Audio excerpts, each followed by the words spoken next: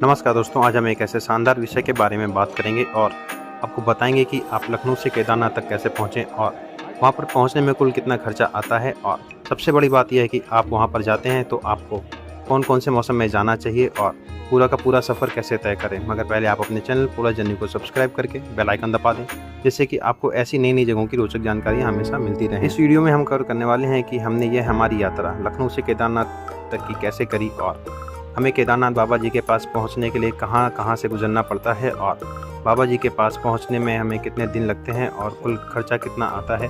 तो आप बने रहिए हमारी इस वीडियो में लास्ट तक और देखिए और जानिए यहाँ की संपूर्ण जानकारियाँ।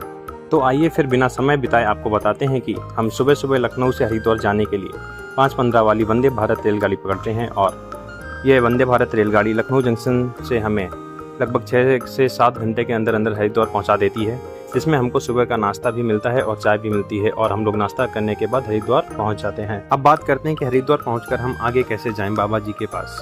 तो हमें हरिद्वार रेलवे स्टेशन से बाहर निकलकर जैसे ही दाएं ओर जाते हैं तो हम पहुंच जाते हैं हरिद्वार के बस अड्डे पर और पता करने के बाद हमें मालूम होता है कि हरिद्वार से केदारनाथ बाबा जी के पास पहुँचने के लिए सारी की सारी बसें सुबह 3 बजे से यहाँ पर मिलने लगती हैं। फिर क्या था, ऐसा मौका मिलने के बाद हम आज रात हरिद्वार में गंगा जी की आरती करने पहुँच जाते हैं और फिर आरती करने के बाद सुबह सुबह 4 बजे पहुंच जाते हैं बस अड्डा।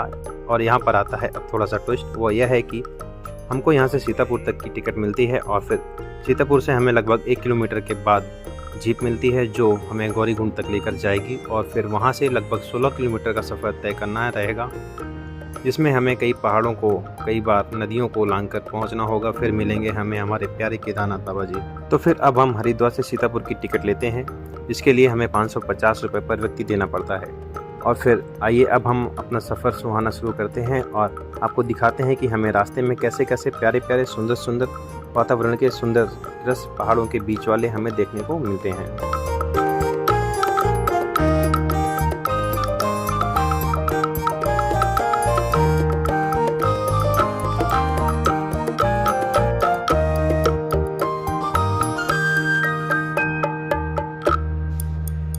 और फिर हमारी बस एक जगह रुक जाती है जहाँ पर हम लोग चाय का आनंद लेते हैं सुंदर सुंदर वादियों के साथ और फिर अपनी यात्रा आगे बढ़ाते हुए पहुँचते हैं रुद्रप्रयाग के पास। यहाँ पर हमें देखने को मिलता है 2 नदियों का संगम जो अलकनंदा और मंदाकिनी होती हैं।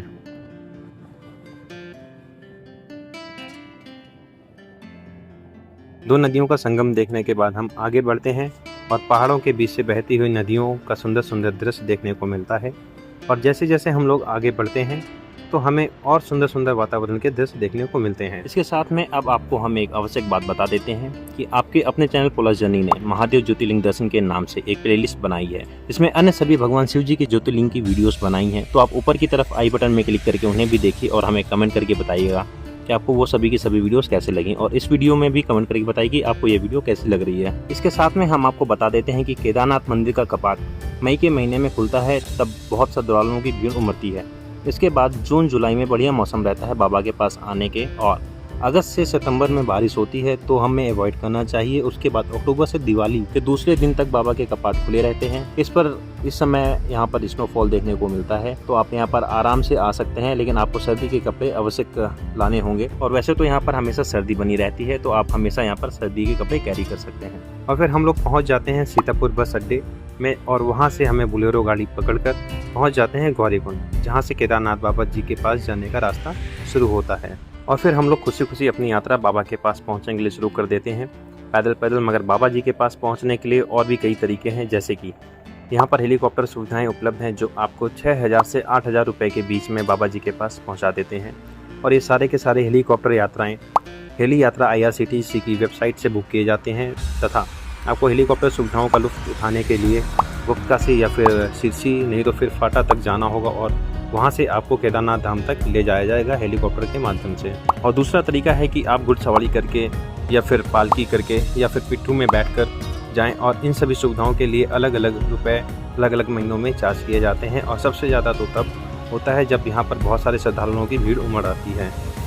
तो अब हमने ये तय किया कि हम बाबा जी के पास अपने 2 नंबर वाली बस से जाएंगे, मतलब पैदल पैदल जाएंगे और पहाड़ों के लंबी लंबी ऊंचाइयों में घूमेंगे और बहुत सारे अच्छे अच्छे और सुंदर सुंदर वादियों के दृश्य देखेंगे, जैसे कि पहाड़ों के बीच से बहती हुई नदियाँ और ऊंचे ऊंचे पहाड़ों में चढ़ना, ठंडे ठंडे बहते हुए पानी के झरने और भी बहुत कुछ देखेंगे। उसके साथ साथ में अपनी यह यात्रा बाबा के पास पहुंचने के लिए जारी रखेंगे। यहाँ पर इन सारी चीज़ों को पार करने के बाद हम पहुँचते हैं बर्फीली चोटी के पास, जहाँ पर बाबा का निवास है, और फिर करते हैं बाबा जी के दर्शन। और हमें लगभग 12 घंटे लगते हैं बाबा के पास पहुँचने में गौरीकुंड से, जो लगभग हमें 5 बजे से शुरू किया था और शाम के 5 बजे तक हम पहुँचते हैं। और फिर बाबा जी के दर्शन करते हैं। दर्शन करने के बाद हम लेते हैं यहाँ पर एक कमरा, जो हमें कम दामों में यहाँ पर अवेलेबल हो जाता है। और उसके बाद हम यहाँ पर पूरी रात आराम करते हैं और घूमते घूमते पूरा समय बिता देते हैं।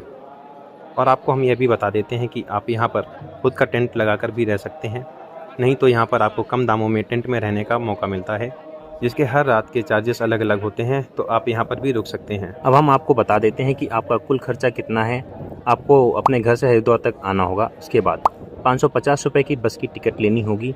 फिर आपको सीतापुर या फिर सोनप्रयाग या फिर गौरीकुंड में रूम लेकर रेस्ट करना रहेगा, जिसमें आपको 700 से 1000 तक के काफ़ी अच्छे अच्छे कमरे या फिर रूम मिल जाते हैं।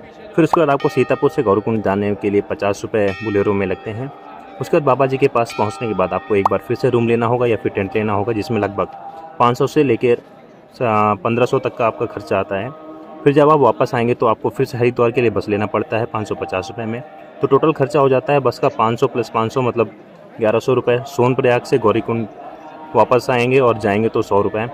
कमरे या फिर रेंट का किराया या फिर टेंट का किराया जो हम बोल सकते हैं कि 700 मैं मान के चल रहा हूँ, तो नियर अबाउट 1400 रुपये रहने का आता है। तो कुल खर्चा हो जाता है 2600 रुपये। थोड़ा खाने पीने का मिला लूँ तो 3500 रुपये हो जाता है कुल खर्चा। और अब इस तरीके से हमारी ये वीडियो समापन के करीब है। तो दोस्तों आप हमें कमेंट करके बताइएगा कि आपको ये वीडियो कैसी लगी, और इस सर्कल में क्लिक करके अपने चैनल पुला चैनल को सब्सक्राइब करके बेल आइकन दबा दें, जिससे कि आपको ऐसी ही नई नई जगहों की रोचक जानकारियाँ हमेशा मिलती रहें। तथा ये हमारे चैनल की बेस्ट वीडियोज़ हैं, तो आप इन्हें भी क्लिक करके बताइएगा और देखिएगा कि आपको ये वीडियोज़ कैसे लगी। Thank you for watching this video. Thank you for supporting us.